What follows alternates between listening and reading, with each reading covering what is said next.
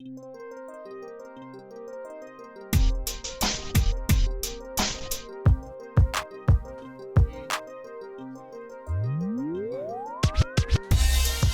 yo, it's the bottom line. Welcome everybody. Thank you for tuning in where we talk about entertainment, sports, and of course trending topics. I'm your host with the most, Mandrey, aka Mandrey Davis, and I am thanking everybody for tuning in. We got some great topics to talk about today.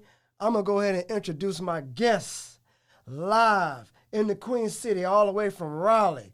It's my man, the artist known as the Doctor. All right now, what's up, everybody? How you doing today, man? Doing lovely. Same thing. I was gonna just jump right into it. I know earlier we were just starting to discuss some things, and we were saying how people are really going through a lot today in these times as far as trying to get on in the entertainment and music industry. Oh yeah. And the question is, how far are you willing to go? So I'm gonna shoot it to you, and then I'm gonna answer too. But Okay. would you go as far as a P. Diddy situation to get you a contract and get on? Everybody expected me to say, hell no, I would not. But you got to speak in specifics with me, okay? I would have a contract.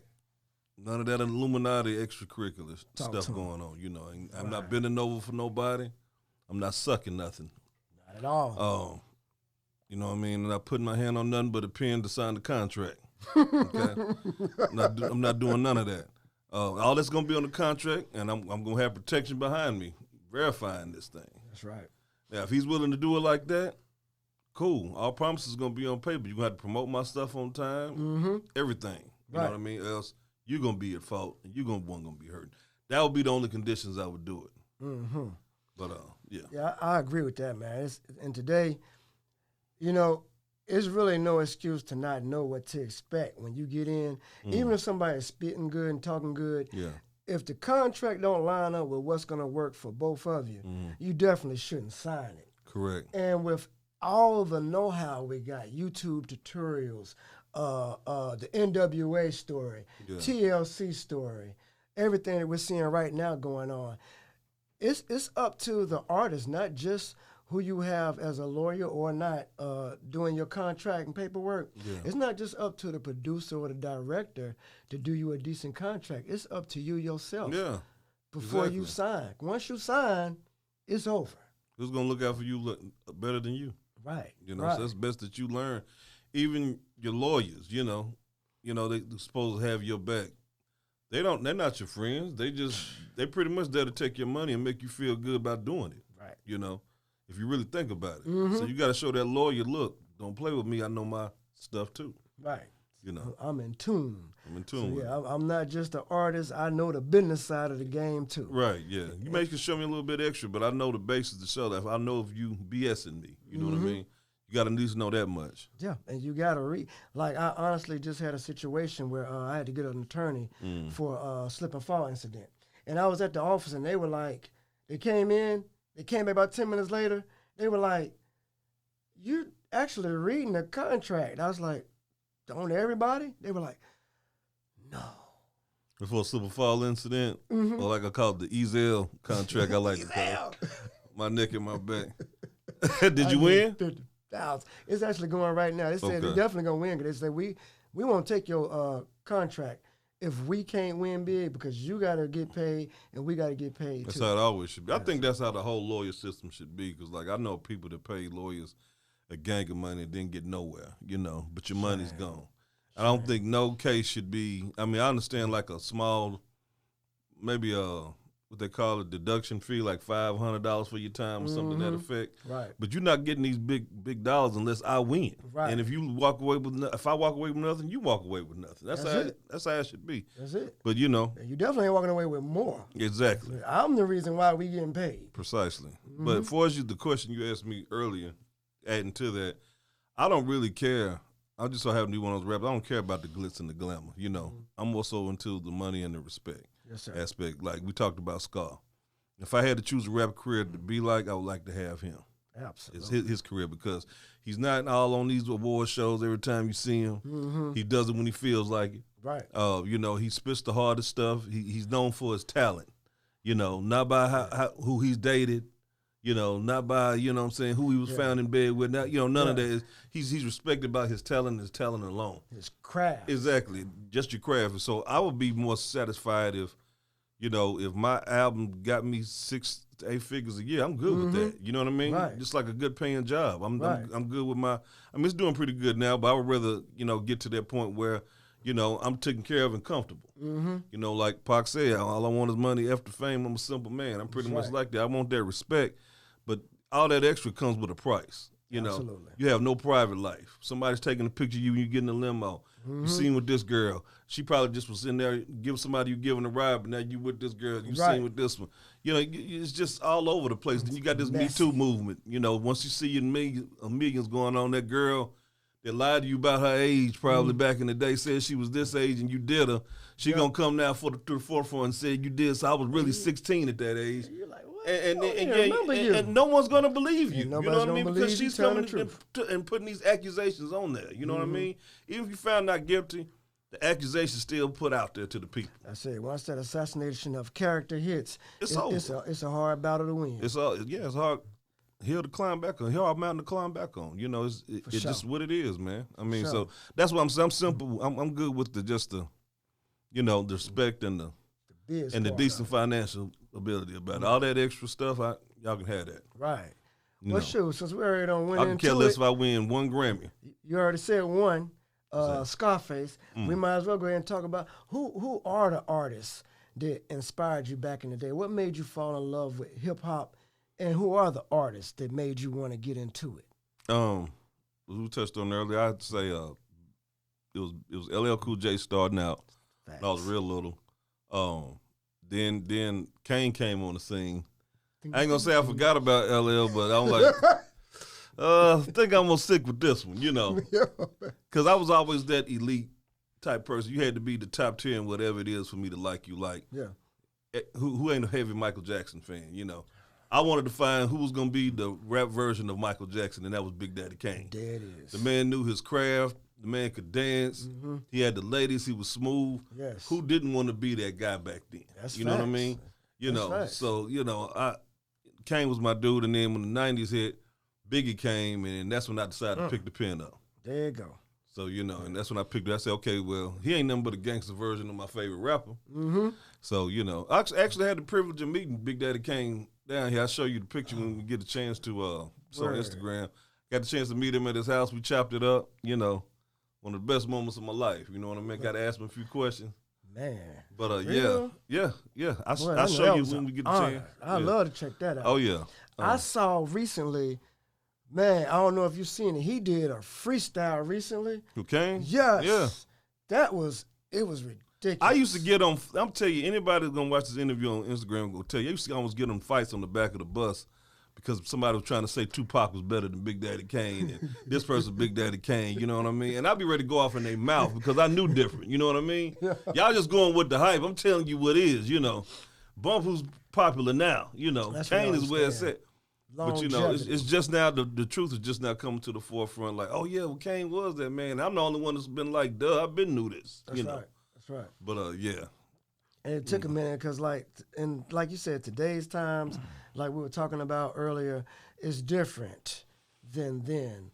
Like, I got to go ahead and spit a couple of mine. Like we were saying, you said Lady of Rage. I said I left that off my list. Oh, my favorite female rappers, Lady of Rage, Lauryn Hill. And see, these are two ladies that made impact off of one album. You know what I mean? Or one song. Amazing. That's when you know your talent is so amazing. That's why I was so mad at Dr. Dre. When that Afro Puff song came out, that album should have followed right behind it, and he didn't do it. And prolong. And made her miss her spotlight. Exactly. And I said this, I called the Lauryn Hill album out the same way. And then I like, you know what I mean, because she got more Grammys off that one album than people have in their whole career making 4 and 5. Right. So I had to say Lauryn Hill, MC Lyte. That's mine right there. Always. Who else? And for today, I would have to go Megan Thee Stallion because she's more lyrical. She may do that stripper rap like the rest of them. Like I said, she does it in a more artistic way. Her flow patterns is nice. I look at all of that. You know what I mean? Yeah. Like I said, it ain't what you talk about, is how you talk about it. Yeah, and it's like we say, it's the cadence too. Like MC Light, when she spit, and don't get me wrong, Queen Latifah, everybody back then. Oh, Queen Latifah too. I can't forget that one. Yeah. You know, like Bahamadia, all them, they were getting it. Boss, rest in peace. I like all them. Yeah. But MC Light, every song when she came out, her voice just grabbed me. Hot damn, hot damn, oh, here we go again. Every song she came out with, doom, doom, doom, doom, doom, doom, doom. I met her at a club one night. Everything Poor she came George, out with, yeah. everything, the way she spit it was just like, what's she gonna say next? Oh, yeah. And it was not just the cadence, it was the actual word play. She actually was saying something too. Right. And like mine today, I'm gonna be honest, it's a local artist I listen to a lot. And it's because of her word play, her genius, and getting her stuff out, her connection to the Charlotte, North Carolina community, Reese Raps. I listen to a lot. You get a chance, go online and check out Reese Raps. I'll have to check out. And she does it too. Yeah. My old school classics, man, people that I feel like they always got slept on and they'll always be my greats. EPMD, like I said, Red and Meth, Jada. Yeah. Oh, yeah, I didn't finish. It was Kane, Biggie, Scarface, Twister, and Pac. Oof, man, that's a hard list to go against there. Yeah, that's the top tier. It gets no better than them cats. That's the ooh-wee. That's a hell of a team. Favorite rap groups I have to go NWA, A-Ball and MJG, UGK, the Clips. Clips. Yeah, and one other I know. Wu-Tang Clan. Yes, sir. Of course. Yes, sir. And I have to say, and the Dog Pound. Right. And then there was some that just came out, and I like the way they represented, like Trick Daddy. When he came out, he represented hard, and he wouldn't let you say, "Man, this the South," you know. T.I., Hustle Gang. That's one of my favorite Southside rappers, T.I. I say this: a lot of people don't cater to the South because they're not lyrical. You know, they just make good club songs or whatever, and I agree with that. I always stuck to lyricism because I always was intrigued by what a person said, and if he said something impressive to make my eyebrows raise or make me jump back. Whoa, would you hear that? You know, rewind that. You don't get that out of a club song. You know. True that. And so like it's like I look at that wave and that pattern, you know what I mean? That's how I view my talent. You know, like I know UGK, A-Ball and MJG, Outkast. That's another favorite rap group of mine. I mean, these are lyrical people that people actually put thought into what they're about to put out. Right. You know, that's what I like. I just don't like, well, it's a song. No, A bunch of albums, like I got 35 songs. I prefer quality over quantity any day. Yes, sir. Any day. The track and the lyrics. Yeah, like people say about Biggie only having 2 albums.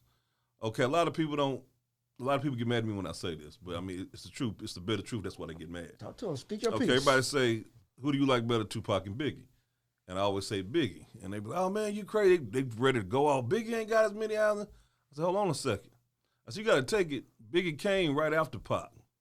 Okay? Right. Hold on. Right. Now, look at Pac's first 2 albums. Since we judging like that, judge Tupac's first 2 albums with Biggie's first 2 albums.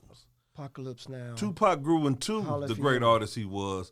Biggie started out great. You see what I'm saying? Mm-hmm. So that's why I put that crown on him. And I like both of them's path because, Tupac, he was running through trying to get in and do deals. He really didn't start really being noticed until Me Against the World came out. Right. Yeah. Because people forget he was out way back with Tupac Digital Underground. Yeah. And he came out on that movie soundtrack. Exactly. All around the world. When you're doing movies and stuff, that's great promotions for people to go. Oh, he's on the track and he's got a rap out. That's great promotions. Biggie got tight off his talent. And that's why I got to agree with you on that. Period. You Much know what as I mean? I love Pac. Yeah. His was this straight, hey, this is all I got. Well, yeah, I'm not being an act. This is where I'm coming from. Correct. I mean, you look at his first 2 albums. He got Tupacalypse Now, and he got Strictly for My Niggas. Can we say nigga on here? Yeah. Okay, let's make. Yeah. We're gonna air it nice. So it's okay. Good. All right. Well, you got Tupac, Strictly for My Niggas, and his first album, Tupacalypse. Now when he was on some Black Panther stuff. Right. He had the Brenda Was a Baby hit. You know what I mean? But the album as a whole, I don't know. Right. Strictly for My Niggas album, I had that as well. Right. I only like 3 tracks on there. Holla If You Hear Me. I Get Around. Right. And forget the other one. Mine was Last Words with Ice-T and Ice Cube. Yeah. He had that on there too, didn't he? Ooh, man. Yeah, okay. Yes. Yeah, see that right there. And see, like, you know what I'm saying? But like, you compare Biggie's first 2 albums with Tupac's first 2 albums, there's no comparison. And it's the evidence, like you said. That's why I always tell people today, okay, you say this, that, and yada, yada, but what does the evidence say? What does the evidence say? If Biggie came out with 3 or 4 or 5 more albums and with a couple movies, I mean, I believe he would have been bigger than Tupac. Yeah, I honestly gotta. Y'all don't be mad at me, but we dealing facts and reality here. I gotta agree. Yeah, I mean that's how I feel about it. And I'm not discrediting Tupac at all. Like you know, I believe him going to jail and that stuff he went through getting shot is what made him the artist that he was, because he didn't start out that good. Right. Until he had some pain happen in his life. You take into mind that album, that movie, The 5 Heartbeats, when old boy Robert Townsend, when he accepted his award, he was like, you know, my producer told me I'll be a better artist once I went through a lot of pain. Yeah. I didn't know what that meant. Pac is a prime example of that. Yes, you know? sir. So. Yeah, because he had, once that happened, it changed his mindset. Yeah. And you started listening to stuff he was saying. It was stronger songs. I Wonder If Heaven Got a Ghetto. Blah, blah, blah, blah, blah. And it really did. It changed as things, yeah. As he went through so much pain, that's what made his music even better. You know, 50 Cent, after he got shot, then what? Many men. You know? Because his underground mixtapes they were a fool. Yeah, pain sells. Once he went through what he went through, it switched up. Yeah. And then he got the rasp because he had the hole. It changed his voice. They gave him more. And next thing you know, hooked up with Eminem and Dr. Dre, and it was on from there. But, you know, the business side is a big part of it, too. You know, I was just talking with them earlier, right before you got here. Today's times is different than it was back then. You know, you had the A&Rs, you get your contract, and you're shooting. Today, if you don't have visuals, it's really hard. It's really hard to get your stuff out there. And I was gonna ask you about that. Like, how are you doing yours? Just to give people that are coming up and trying to understand this game today. Yeah, how are you doing yours? You know what? And to be honest with you, you know, I'm not gonna let this interview fool my fans. I'm still learning. You know, let's be straight up. Bro. I'm being real with it. I mean, I'm still learning. I'm independent because I don't. You know, I've been had offers of things, but you know, this is what we talked about earlier. I'm not gonna do this. I'm not gonna do that. I'm not gonna make a penny a record while you making, you know, the excess money after I make a penny off my stuff, and I'm the one bringing the talent. Yeah, that's not gonna happen. That's right. So you know, unless a big time, would you say record label such as like Aftermath or somebody want to put me on or something like that, you know. Because I know that's an instant lottery ticket right there. I mean, you'd be stupid not to, you know, unless they're not asking you to do no Diddy stuff. That's a instant lottery ticket right there, you know. I'm laughing, man, but it's so it's real. serious. It's real. I mean, you don't know how that many goes people, with it. Yeah, that goes with it. I was watching what's his name? The guy that played Fred Sanford's son, Lamont. They was interviewing him, and he said the industry is swarmed with booty pirates. You know, as he called them, booty goons. Because, you know, he was like, and I believe him because he has his career is over. He has no reason to try to get attention or whatever, you know. So, yeah, so I mean, that's so what I'm doing basically, I'm doing my independent stuff. I'm getting some T-shirts printed. I got my music on Spotify. Those that want to check me out, a lot of people just press Tha Docctah, and my name is not spelled like that. I did have it like that, but there was too many people trying to bite the style. So, you spell it THA is in the DOCC is in 2 C's, TAH is in hot. Okay, all right. That's how you spell Tha Docctah. Gotcha. Remember, you put that 2 C's in there. I even had people. I'm looking at it right now. I even had people put the 1 C in there, still trying to buy. That's why I put the 2 C's in there. But you check me out. You know what I'm saying? You'll see. Basically, I'm all about the talent, the craft, my longevity, my range. You'll see a couple radio freestyles on there. You'll see my album, my mixtapes. You even see years back when I was young, when I first tried to get off into this thing, I had an accident. I actually caught a stroke or whatever prior to getting back on. Mm-hmm. But my first video, I had 8Ball on my first video. What? Yeah, it's on that Know That Rodeo video. Yeah, he's on the beginning. Oh, I got to pull that up. Yeah. Man. Yeah, we got to watch this after the podcast. Yeah, he's on the beginning. But yeah, it's basically, you know what I'm saying, I'm looking for that, you know, just getting my name out there. And like I said, I'd be satisfied with making 6 figures. I mean, I don't have to be a glitz and glamour rapper. Right. I just want to be respected as a good one. You know, it's the same for me. I have this conversation all the time. People say, man, your wordplay is inhuman. And you at home, you don't went from PreSonus to Pro Tools to PreSonus, back to Pro Tools, and now you're learning Logic Pro. You do your own tracks. I've seen you on stage at different shows recently, Pornetry. So they're like, why are you not Drake superstar status? And it's exactly what you just said. A lot comes with that. I've got to that point where ample times it's been, what are you going to do for it? And I'm just not willing to sell my soul or my booty hole to be top notch. I'm not going to do it. So I've had to start learning live stream. That's funny you said that, because I said that in the mixtape song, If I Was a Millionaire, Master Million Brazilian women is what I gotta have, but to sell my soul an asshole, no, don't want it that bad. And I don't, you know what I mean? So I said that in the song. So that's a motto. That's a motto from now on, bro. I mean, that's just what it is. I can't do it. Can't do it, man. And then to have people looking up to me say, man, you just went out like all your rappers you like now that you just got done talking about, it just came out about them. Yeah. I can't do that. And you know what? A lot of people might say, especially now in these days, Doc, you talking homophobic. Dang, you should be talking. Let me tell you something. I was raised by the Good Times daddy. Hey. James. Yes. That's my dad's name, James. Yes. You see him on Good Times? That's my pops. You had Good Times. Yeah, I had the Good Times. I had Boys in the Hood, Furious Styles. Yeah. Well, so I had James. And I asked him about that, you know, because that's back in the days when people was getting raped in jail and stuff. And I was like, Pops, I was like, you in the jail before? And he was like, yeah. I said, did anybody try to get you up in there? They said they knew better, you know, because my Pops would, he's known for these hands, you know. Mm-hmm. You know, he laid a man down with his bare hands. We ain't gonna get off into that, but like the man was brutally respected, but he didn't play. Right. But he was saying, he told me this, and this one made me like this from that day forward. He told me, he said, if a man ever touched him or did that to him, his mission in life would be to kill that man, or he would have to kill himself. He said, because I prefer death first before I live with that. Right. And my dad said that. Ain't a check big enough you can cut me. You know what I'm saying? It's big standing up and on my knees. Like, I just can't do it. So my dad put that in my head and blamed that man for who I am. That's just what it is, you know. My dad drilled into me when I was young, and it pops in my head to this day when it gets ready, stuff get ready to pop off, and I be and I have to think. You're at a point now, you're an OG. You got to move like an OG, because people, regardless of what other people think, you need to lay the path that you said you wish you had for yourself so that others can come up in it. But the statement was, and the reason I remember it was pasted in my room door. It was in the kitchen and on the refrigerator.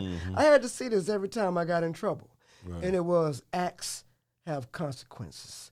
You must be responsible for your own acts. Yeah.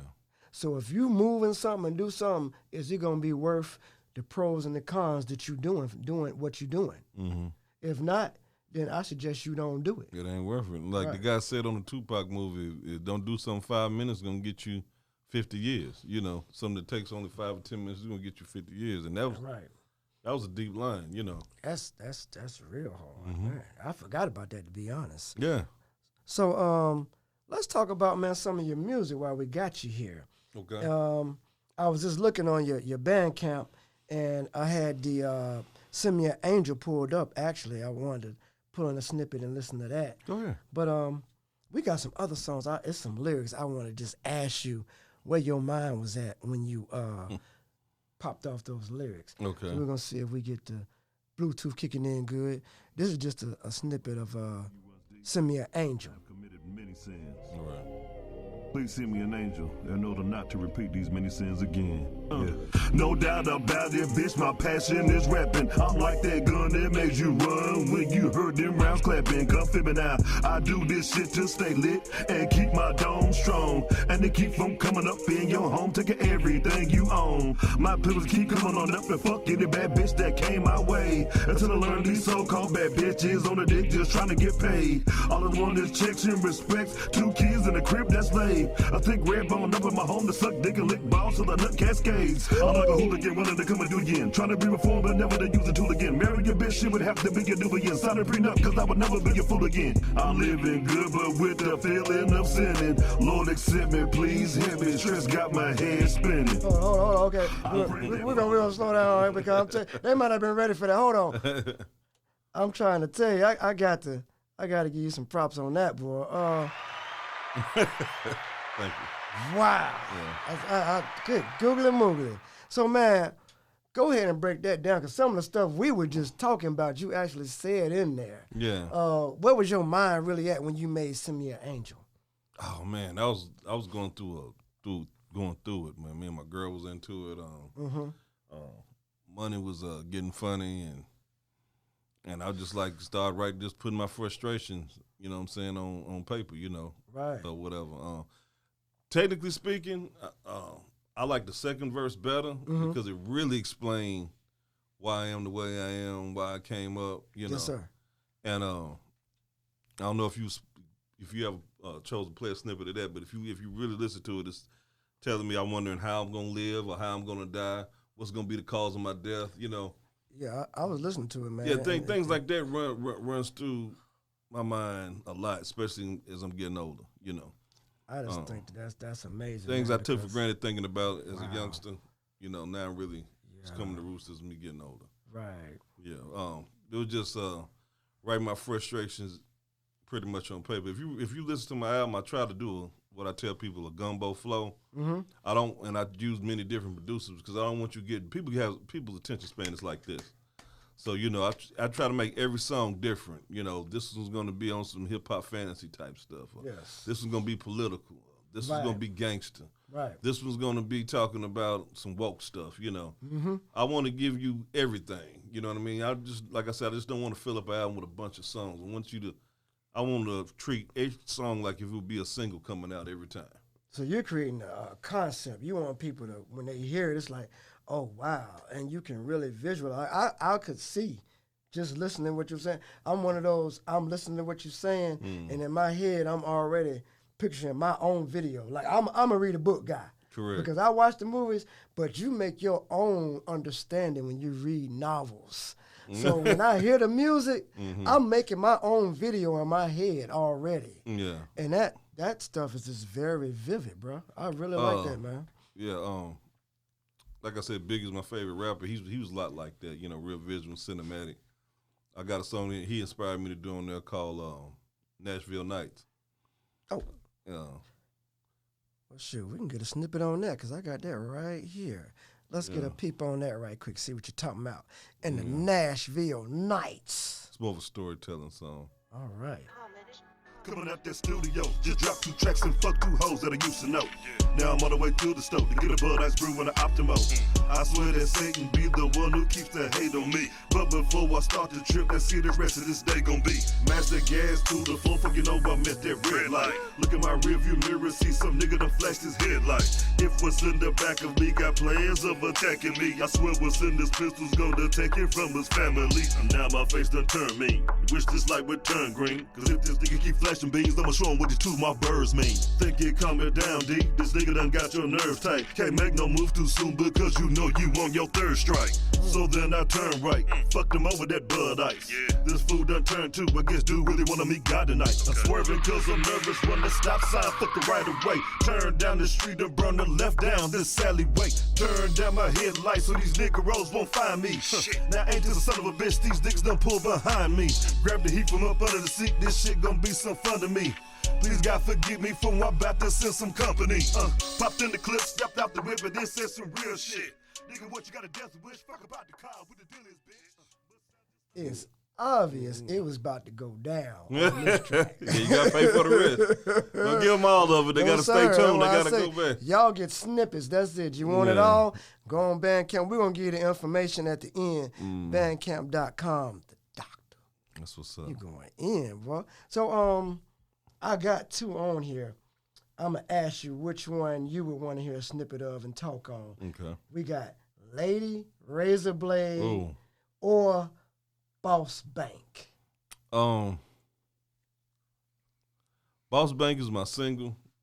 It's talking about, how to make the Boss Bank, who's making the Boss Bank. Mm-hmm. Lady Razor Blade, I have to say, is my most controversial, most cinematic, most best song on the album.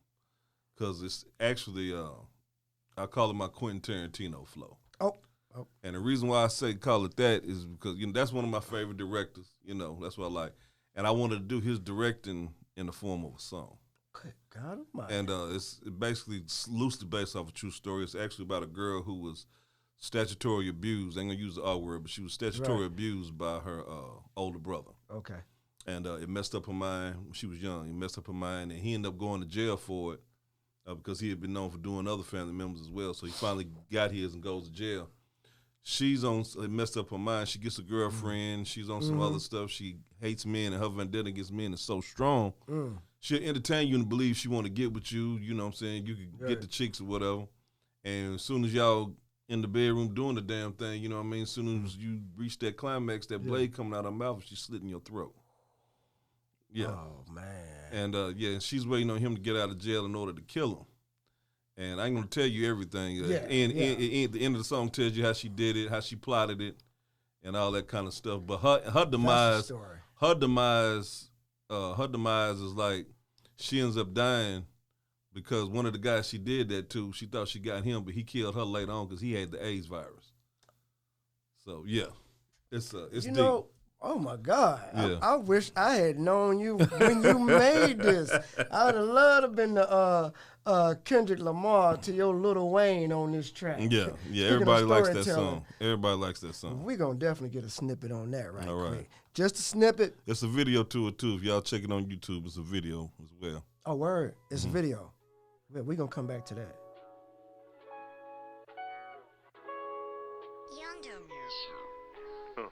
I knew this broad that grew up in the Everglades. Drove the best of Escalades, we called her Lady Razor Blade. This was a hustler in the past, but a class funky. Face was fine and hips was wide and that ass chunky. Yeah, she had a donkey attitude like niggas want me. Daddy was a killer and her mama was a junkie. All about her money, selling mollies, making dollars. Sold the lotters to the mama of her baby's father. The baby daddy was a slimy, grimy motherfucker. Not to mention that this nigga was a stepbrother. He was arrested for molesting other family members. Lady swore on her baby's life that she was gonna kill him. Lady Razor Blade, tell you how she got that thing. The sex abuse was her excuse, the major thing that made her gay. Her girlfriend named Latay had twist braids, it was major pay. Showed her how to trick niggas and leave them with their throats. Okay, I can't let that one get by, definitely.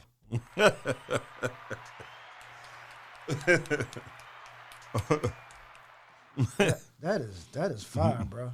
Thanks, man. That is fire for Appreciate real. it. I'm a big fan of content, like we were saying. I'm listening to the track as far as how you laying it down. Is it even? Is the bass way loud up here, but the piano way back in? You can't hear it. I'm listening to the wordplay. I'm listening to the accolades and the add-ins. All your stuff is no way to say it, but it's nice, bro. Thank you. It's nice. It is hard to find quality-made music today, and every track that's come on thus far, on point, man. Thank you. On point. I recommend anybody go on, Bandcamp and get Doc. I've listened to a few tracks myself already. You know me, I'm not going to endorse if it ain't. You got one hit wonder. He got one good hit. But I'm telling you, everything I've heard. Hey. Well, like I said, I try to mix it up. Like I said, I take you to the movies on there. I actually got a club song on there. This is a single called "Let's Do It Again." Let's do it again. Yeah, that's for the club, you know, because that's basically what sells, you know. Yes. That's what the ladies appeal to. So Got I did. to have that. Yeah, I did that for them. Let's do it again. That's that Tupac. Yeah. With the ladies, the dudes gonna get what the ladies want. You got to do is get what the ladies want. Right. And I took you to the movies one more time on other than Nashville Nights. The last track on the album called Club Dope. Club Dope. And what that's about is that's on some hip hop fantasy type stuff. That's how it's to where all the drugs in the alternate world had a party. You know. Wow, all the drugs. You know what I'm saying? Lady Heroin comes in there. You know. It's like all that kind of stuff. DJ PCP is on the turntable. Got all that stuff, you know. Okay. DJ Amphetamine, you know. Okay. I gotta get 30 seconds of that. You done got me now. Last one, y'all. All right. I'm playing more tracks than he wanted to be played. Exclusive. Motherfucker, get your bullshit. Nah, for real though. There's a spot called Club Dope in an alternate world. Check it, I'ma tell you about it. Check it. Yo, hey, nigga, but you didn't know. It was a place that on the low another long time ago. A little cutthroat spot by the name of Club Dope. See, this how it was and how the story goes. So, let me quit bullshit and get it started. I know what I'm saying just might sound a bit retarded. But one night all the drugs they had a party. It was so on you would think it was thrown by Bob Marley. And I mean, that shit was rather lit. DJ Amphetamine was playing all of the hits. Nigga had the club crunk at 110%. Had the female kind shaking ass, kissing hips. Security filling them up, not giving a fuck. As long as they didn't jump and they was paying the bucks. A few guns was in the club, but they stayed in the cut. As long as they kept it tucked with the rest of the stuff. Then it came that whole cocaine walking up in that thing. With some trick name Fix and a click called the Kilo Gang. And then next came ecstasy. She said, why this coke bitch standing next to me? Cocaine and the Kilo Gang and Trick started talking shit. They said, bitch, we the real reason why you get the dick. Then alcohol jumped up the bar and said, fuck both of y'all. If it wasn't for me, it leaned to be no party at all. Like I said before, but y'all didn't know. It was a place that on the low by the name of Club Dope. One time for DJ Amphetamine. Hey. That thing is so real. Like, the drugs are telling the story. Yeah. You at the club, you at the show, you at the studio. You welcome. Because a lot of times, sad but true, that's where everything really jumps off. And you got a lot of people today, they haven't been in the party inside Clive, Whitney Houston parties inside the parties and really seen. Correct. So, you know, this is a good display. Exactly. To let people get a good understanding. You're getting ready to come into this world. Be ready for the dark side of it, too, because it's stuff, hidden agendas behind hidden agendas that you ain't even ready for. Right. That was on spot. That was fire, man. Appreciate it. That was fire. Yeah. I'm going to definitely display it, but I want everybody to know where to reach you at on this one. Okay. So I'm going to go ahead and put it up there. Y'all hit Tha Docctah, that's THADOCCTAH.bandcamp.com. Go on there, hit them all, support. This is what we're doing. Y'all see y'all really like the local artists. You like the indie artists. That's what we are. We'll come to your town. We're ready to come and perform.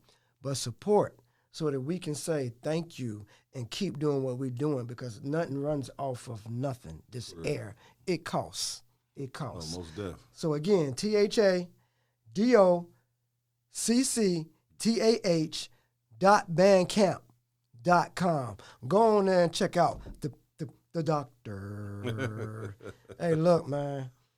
It was a pleasure and honor having you here. Thanks, don't doubt. What you got coming up? What you got coming up next, man? I got an EP coming out. It's like gonna be a 7-track EP. My son, he's at the age now he's trying to do it too. So I got my son on the album. Facts. It's called Old School versus New School. Yes, sir.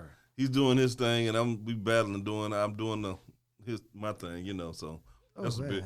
I got a song on there called Horrid Hospital. Taking them back to the movies on that. It's about this hospital that got everything bad is going up on there. Bitches paying for their hospital bills with EBT cards, you know. Then the doctors hit, you know what I mean? You know what I'm saying? The janitor's a pervert. He catching people and they mainly stay with somebody who's got their arms and legs broken. He go in there and molest them. Oh, Lord. The song starts off, I got this nurse named Nina Nance from Nineveh who calls sucking your dick and balls, checking your temperature. You know, it's like the whole hospital is just crazy. You know what I mean? It sound like it. So, you know, it's called Horde Hospital. I got a few other stuff. This is going to be a controversial song where I got me and this other rapper on there. We catching all the crooked cops. Yeah. And we torturing the crooked cops and letting them see what it feels like when they do this to us. Right. You know, I got that on there. Use your privilege and see how Right. it feels. Exactly. You know, yeah. So it's a 5-track EP. I'm on there. You know, I got some shows coming out. That's basically it for right now. You know, taking things one at a time. I want to be all over the place. Amen. So where can everybody on social media reach you at? Be able to get in touch? I'm on Instagram. Dr. The Dapper Don. That's the whole rap name or whatever. Okay. THA is in the DOCCTAH. Okay. Dapper Don. That's on Instagram. Right. And you can catch me on Facebook with my partial government name, Maurice the Dr. Dotson. There it is. That's on there. On Spotify, I'm on every link you can think of. I'm on YouTube. All my videos on YouTube. Check them out. All right. And that's pretty much it. Well, we're gonna sit and chop it up a little bit because you know I worked a little more on that track you heard the other night, and I think it's gonna fit that Horde Hospital. And if you already got a track, I guess do a remix. Okay. But look, I'm ready to get into it with you, man. Because look, it's inspiring to me. Thank you. And then to have somebody at my age as well, you know, and I just can't wait. And it's North Carolina. Oh yeah. How can we lose? So man, thank you for being on the show, Place of the Queen. Mr. Doctor. No doubt. One time for our man doing everything, man, to put it together. I call him Ant-Man. He's on the production right now for the show. There you go. Thank everybody for tuning in. We'll definitely look forward to seeing you next time. It's your host with the most, man, Drizzle, and this is The Bottom Line.